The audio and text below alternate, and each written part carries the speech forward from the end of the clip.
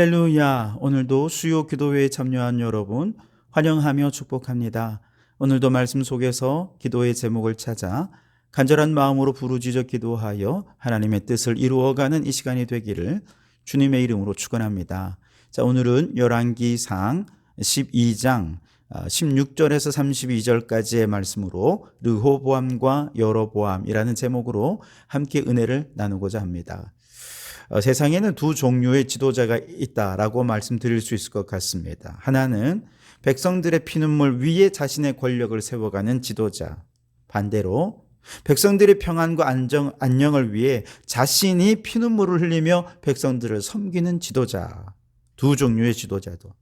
하나님의 나라는 그 백성들이 죄에서 구원받아 하늘의 평안과 위로와 복을 누리도록 하기 위해서 왕 되신 하나님께서 이 땅에 오셔서 십자가에서 물과 피를 다 쏟으시며 희생하신 나라, 바로 그 나라가 하나님의 나라인 것이죠. 이와 같이 성경적인 원리에 근거해서 오늘 우리나라의 지도자들을 바라본다면 현재 이 나라의 대통령을 비롯한 위정자들이 정말 하나님이 기뻐하시는 지도자인가 그렇지 않은가 어느 정도 구별해낼 수 있지 않겠습니까?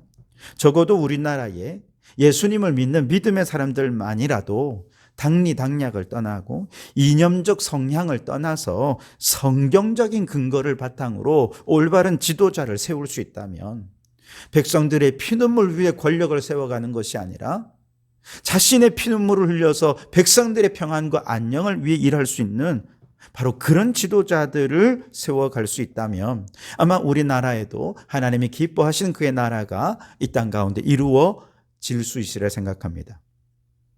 솔로몬의 아들 르호보암에게는 안타깝게도 그런 하나님의 공의와 정의가 흐르는 하나님의 나라에 대한 비전이 없었습니다.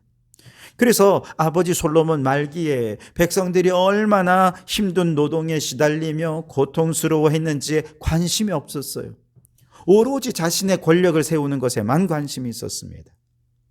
적어도 왕이 되려 한다면 그는 어떤 나라를 세울 것인가에 대한 비전이 있어야 되잖아요. 그런데 그는 그런 비전이 아무것도 없고 그냥 권력에 대한 욕망만 있었습니다. 그래서 여로보암이 중심이 되어서 북쪽의 10지파 사람들이 이제 르호보암이 왕이 되기 위해 세겜에 있을 때 그를 찾아와서 요청하죠. 이제 고역과 무거운 멍에를 좀 벗겨주시고 평안을 누릴 수 있게 해주십시오. 이 말은 솔로몬 왕이 하나님 앞에 구했던 대로 주여 내게 듣는 마음을 주십시오, 그렇게 기도했던 것처럼 지금 르호보암 왕에게 듣는 마음을 가진 왕이 되어 주십시오. 백성의 피눈물, 억울한 눈물과 탄식을 좀 들어주십시오. 하나님의 음성을 듣고 하나님의 공의와 정의로운 나라를 이루어가는 하나님 나라의 비전을 가진 왕이 되어 주십시오 라고 요청하고 있는 것입니다. 그러나 어리석은 르호보암은 그 요청을 거절하죠. 나는 아버지보다 멍에를 더 무겁게 할 것이고 아버지는 채찍으로 징계했지만 나는 전갈 채찍으로 징치할 것이다. 아주 포악한 말로 백성들을 위협합니다. 결국 여로보암은 백성들을 외면한 왕을 왕으로 인정할 수 없다며 왕에게서 돌아서죠. 오늘 16절에 보시면 온 이스라엘이 자기들의 말을 왕이 듣지 아니함을 보고 왕에게 대답하여 이르되 우리가 다윗과 무슨 관계가 있느냐, 이새의 아들에게서 받을 유산이 없도다. 이스라엘아 너희 장막으로 돌아가라. 다윗이여 이제 너는 네 집이나 돌아보라 하고 이스라엘이 그 장막으로 돌아가니라 그랬습니다. 르호보암의 가장 큰 패착은 듣지 아니함입니다. 하나님이 세우신 왕이라면 백성들의 말을 잘 듣고 또 위로는 하나님의 음성을 들어서 지혜롭게 하나님의 뜻을 백성들 사이에 실현해 가야 되는 것이 왕이 해야 될 일이겠죠. 그런데 르호보암은 백성들이 너무 오랫동안 고역과 무거운 멍에로 인해 고통과 탄식하는 그 소리를 듣지 않았습니다. 하나님께서 지금 이 백성들에게 어떤 왕이 되어주기를 원하시는지에 대해서 관심이 없어서 듣는 마음이 없었습니다. 오로지 자신의 권력을 향해 도전하는 저 백성들의 무례함을 보고 분노하기만 했던 거죠.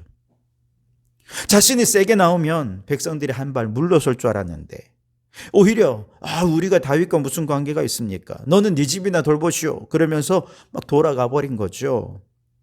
바로 이 순간이 나라가 둘로 쪼개지고 분열하는 결정적인 계기가 된 것입니다. 그런데도 르호보암은 자신의 생각을 멈출 생각이 없습니다. 오히려 그 생각을 관철시킬 의도로 감독관 아도람을 그들에게 보냅니다. 18절에 르호보암 왕이 역군의 감독 아도람을 보냈더니 온 이스라엘이 그를 돌로 쳐 죽인지라 르호보암 왕이 급히 수레에 올라 예루살렘으로 도망하였더라. 자신들을 전갈 채찍으로 징치할 감독감이 오는데 누가 그를 반겨맞이하겠습니까? 분노한 백성들이 그를 돌로 쳐 죽인 거죠. 르호보암은 예루살렘으로 급히 가가지고 거기서 더 막 화가 났습니다. 큰 분노를 가지고 이제 막 군대를 동원합니다. 자신을 지지하는 유다 지파와 베냐민 지파 그 중에서 군사를 빨리 모아라 그래서 모았더니 18만 명이 모였습니다. 이제 그들을 데리고 군대를 이끌고 전쟁을 하러 가려 하는 것이죠. 그런데 지금 이 왕이 싸우려는 대상은 누구입니까? 같은 피를 나눈 형제 아닙니까? 좀 전까지 같이 밥을 먹고 같이 잠도 자고 같이 놀러 가고 사랑도 나누었던 한 민족 아닙니까? 그런데 어떻게 화가 난다고? 자기 말을 안 듣는다고? 칼로 목을 베고 창으로 찌르는 끔찍한 동족 상잔의 비극을 저지를 수 있는 것입니까? 르호보암은 지금 자신의 세계에 갇혀서 그 누구도 그를 제어하지 못하는 병적인 분노의 상태에 치닫고 있었습니다. 그때 하나님의 사람 스마야에게 말씀이 임합니다. 24절에 여호와의 말씀이 너희는 올라가지 말라. 너희 형제 이스라엘 자손과 싸우지 말고 각기 집으로 돌아가라. 이 일이 나로 말미암아 난 것이라 하셨다 하라 하신지라. 그들이 여호와의 말씀을 듣고 그 말씀을 따라 돌아갔더라. 너무도 다행히 르호보암 왕은 막판에 하나님의 말씀은 들었습니다. 그 누구의 말도 듣지 않던 폭주 기관차처럼 동쪽 상잔의 비극을 향해 달려가던 르호보암을 멈출 수 있었던 것은 오직 하나님 말씀밖에 없었습니다. 그렇게 포악하고 누구의 말도 듣지 않던 르호보암이 어떻게 이렇게 하나님 말씀 앞에서는 브레이크를 딱 잡고 멈출 수 있었는지 이건 정말 하나님이 아니고서는 방법이 없는 것입니다. 분명한 것은 르호보암은 악하고 어리석은 자였지만 하나님을 두려워할 줄 안다는 것입니다. 하나님의 말씀의 권위를 인정하는 자였다는 거죠. 그래서 이 모든 일이 하나님에게서 난 것이다 라는 말을 듣고 그 하나님의 말씀 앞에서 비극을 멈출 수 있었던 것은 결국 이 모든 것이 하나님께서 그에게 주신 마음 때문이었다는 것이죠. 오늘 그래도 하나님께서 왜 북이스라엘이 아니라 남유다를 통해서 하나님의 역사를 이어가게 하시는지를 조금 이해하게 되는 단서가 되죠. 남유다의 왕들은 그래도 말씀 앞에서 브레이크를 잡을 수는 있었어요. 북이스라엘은 그런 거 없습니다. 그냥 수틀리면 암살하고 반역하고 죽이고 그래서 새로운 왕조를 세우고 이게 북이스라엘이에요. 남유다나 북이스라엘의 역사를 지켜보면 어느 쪽의 왕이 더 악한가 어느 쪽의 왕이 더 선한가 이거는 말할 수 없을 정도로 둘 다 참 악한 왕들입니다. 그런데 적어도 남유다의 왕들은요 말씀 앞에서 브레이크를 잡을 줄 아는 왕들이었다는 거죠. 그래서 하나님께서 그 정통성을 남유다를 통해 이어가셨던 것입니다. 아무리 성격이 난폭하고 포악하고 그 누구의 말도 안 듣고 그냥 자기 생각대로 행하는 사람이라 해도 하나님의 말씀 앞에서 자신을 멈출 줄 아는 사람, 하나님의 말씀의 권위를 인정하고 들을 줄 아는 그 사람은 그래도 희망이 있습니다. 그러나 하나님조차 두려워할 줄 모르고 하나님 말씀조차 짓밟고 제 뜻대로 행하는 사람은 희망이 없어요. 절망적입니다. 여러분, 오늘 르호보암 왕을 보면서 세 가지 기도의 제목을 찾기 원합니다. 첫째는 하나님 내게도 듣는 마음 주셔서 우리 주변에 억울한 일로 피눈물 흘리는 사람이 없게 해주십시오. 그들의 아픔, 그들의 상처, 그들의 탄식을 잘 들을 수 있는 듣는 마음을 주십시오. 또한 하나님의 나라를 꿈꾸는 자가 되게 해주십시오. 르호보암 왕은 아무런 꿈도 비전도 없었어요. 그러나 적어도 우리가 있는 믿음의 사람들이 살아가는 그 직장에, 그 가정에, 그곳에는 하나님의 공의와 정의가 이루어지는 그런 하나님의 나라가 이루어질 수 있도록 꿈꾸며 그 꿈을 향해 일하는 자들이 되게 해달라고. 마지막 세 번째로 하나님 말씀을 두려워하고 하나님 말씀 앞에서는 기꺼이 순종할 줄 아는 그런 자가 되게 해달라고 간절히 기도하는 이 밤 되기를 소원합니다. 자, 이번에는 여로보암 왕에 대해 좀 생각해 보겠습니다. 여로보암은 르호보암과는 정반대로 하나님의 말씀 앞에서도 멈추지 않았습니다. 하나님의 언약을 짓밟고 왕이 되었죠. 자, 그는 이제 르호보암의 대답을 들었습니다. 그러면서 16절에 뭐라고 대답하느냐? 우리가 다윗과 무슨 관계냐?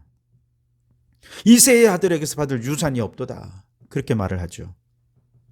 사실 백성들의 고통과 탄식을 듣지 못하는 르호보암 왕보다 백성들의 탄식을 잘 듣고 가슴 아파하며 그들의 입장을 대변하는 여로보암이 훨씬 더 공감 능력도 있고 또 사람들을 이렇게 이끌 수 있는 민주적인 리더십도 있고 이런 사람이 또 하나님의 마음에 합당한 사람인 것 같아요.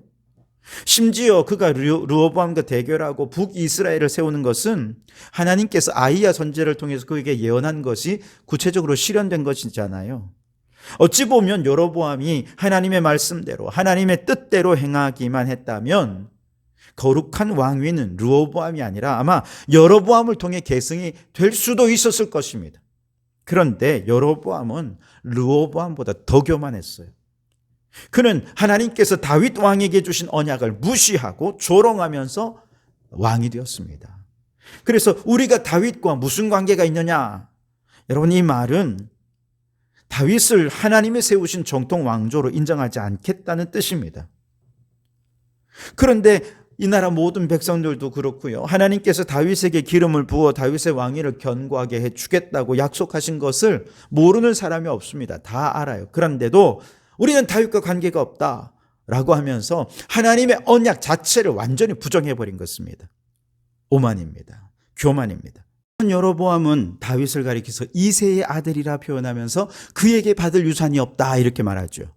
이새의 아들이라는 표현은요, 다윗을 조롱하고 업신여기는 표현입니다. 무슨 뜻이냐면 뉘앙스는 이새가 누구야? 듣도 보도 못한 가문이잖아. 그 가문에서 다윗이 왕이 되었다고? 다윗이 왕이 자질이나 있긴 한 거야? 다윗의 왕조를 하찮게 여기는 것이죠. 그러면서 여로보암은 지금 르호보암 왕이 오판한 현실 앞에서 자신이 왕이 되려 하는 것을 합리화하는 거죠. 그를 위해서 다윗에게 언약하신 하나님의 모든 언약을 무의미하고 무가치한 것으로 폄훼하면서 자신이 왕 되는 것에 정당성을 부여하고 있는 것입니다. 심지어 르호보암이 보낸 역군 감독인 아도람을 돌로 쳐서 죽이면서 피의 보복 위에 자신의 나라를 세운 것이죠. 바로 이러한 모습을 19절에 보면 한마디로 배반이라 표현합니다.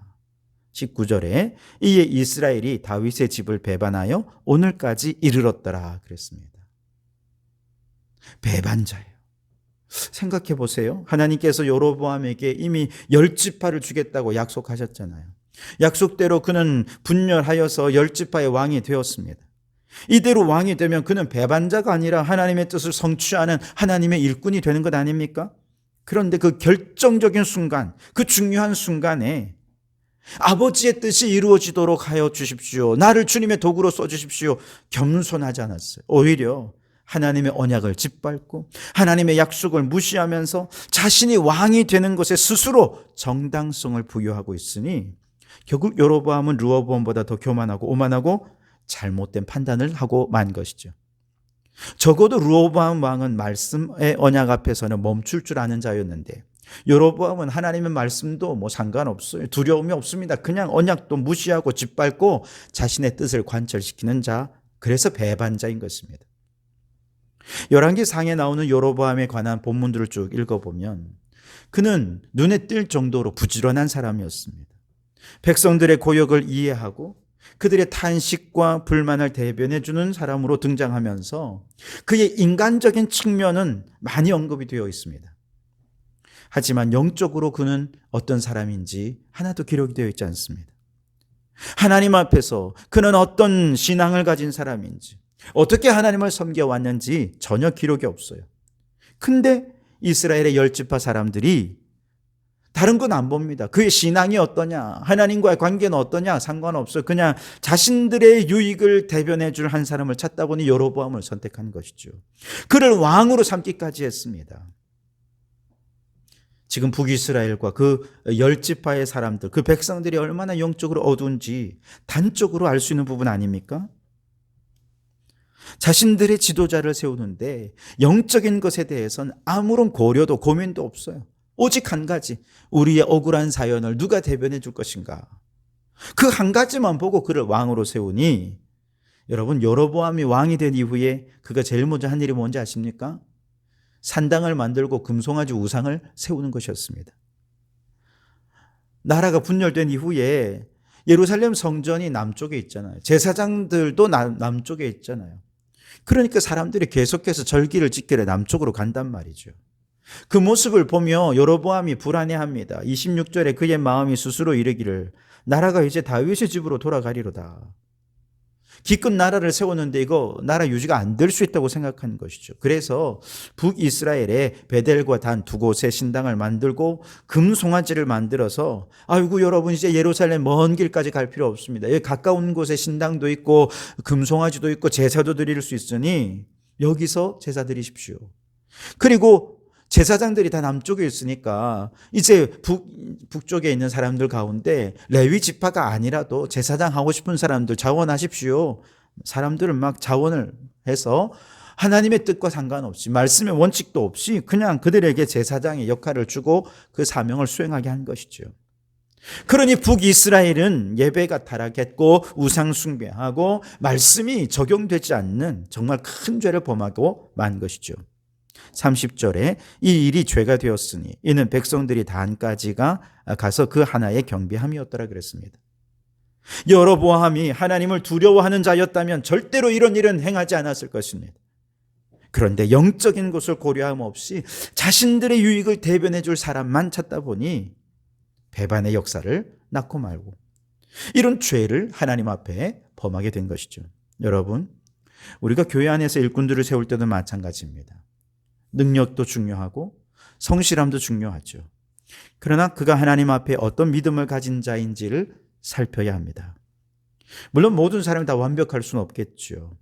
그렇기 때문에 이미 각 기관의 임원으로 세워지신 분, 귀한 항존직 일꾼으로 세워지신 분들은요, 자신의 실력과 능력으로 내가 속한 기관을 더 발전시켜야지, 여러분 그런 생각하기 전에 먼저 하나님 앞에 기도하는 자가 되어야겠습니다. 하나님과의 관계를 회복하고 하나님 안에 뜨거운 사랑의 관계가 지속되는 예배자가 되어야 하겠습니다. 교회는 세상의 모임과 다른 영적 공동체죠. 앞선 지도자들이 영적이지 못하면 인본주의적인 공동체가 돼요. 그러면 교회 안에서 굳이 인본주의적인 공동체를 만들 이유가 없잖아요. 세상에 그런 모임이 얼마나 많습니까? 교회 안에 굳이 그런 사교적인 모임 하나 더 만들어서 무슨 유익이 있겠습니까? 여러분, 우리 교회의 모든 기관과 모든 부서를 영적 공동체로 세워가실 수 있길 바랍니다. 모이면 기도하고 의논하고 실천하는 모든 일을 통해 오직 하나님의 영광만이 나타나는 그런 영적 공동체가 되도록 힘써 주시기 바랍니다. 열심히 일하고 하나님께 배반자라 그렇게 칭함받지 말고 열심히 일한 후에 하나님 앞에 착하고 충성된 종이라 칭찬받는 우리 귀한 일꾼들이 되도록 영적으로 더 깊이 하나님과 교제하는 성도들이 되시기를 주님의 이름으로 축원합니다. 기도하겠습니다. 하나님 아버지, 오늘 우리에게 주신 말씀처럼 르호보암에 대해서 반대되든 우리 듣는 마음을 주십시오. 억울한 일로 피눈물 흘리는 사람이 없도록 주변 사람들의 아픔과 상처를 잘 들을 수 있는 사람이 되게 해주십시오. 하나님, 우리에게 하나님 나라를 꿈꿀 수 있는 꿈을 주십시오. 하나님을 두려워하고 하나님 말씀 앞에서는 기꺼이 순종할 줄 아는 자들이 되게 하여 주옵소서. 오 하나님, 여로보암은 배반자였습니다. 그는 능력도 있고 성실한 사람이었지만 영성이 없었습니다. 하나님과의 관계가 완전히 깨어진 사람이었습니다. 그래서 그는 결국 하나님의 뜻을 이루고도 예언을 성취해놓고도 배반자가 될 수밖에 없었습니다. 하나님, 우리는 배반자가 아니라 하나님 앞에 충성된 종이라 인정받는 자가 되게 해 주옵소서. 이를 위해 늘 하나님과 영적 교제를 나누고 하나님께 깊이 사랑하는 예배자요, 기도자요, 말씀의 사람으로 사는 저희들이 되게 해 주시옵소서. 예수님 이름으로 기도하옵나이다. 아멘.